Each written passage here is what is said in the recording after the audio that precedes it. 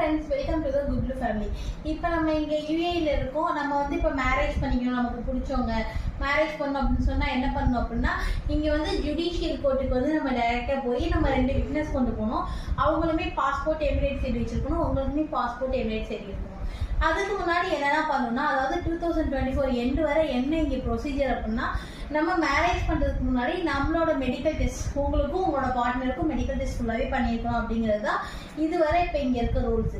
ஜனவரி 1லேருந்து என்ன வரப்போகுதுன்னா, மரபணு சோதனை, அதாவது உங்களுக்கும் உங்கள் பார்ட்னருக்கும் கண்டிப்பாக மரபணு சோதனை பண்ணுங்கிறது 2025 ஜான்லேருந்து வந்து நடைமுறைக்கு வரப்போகுது.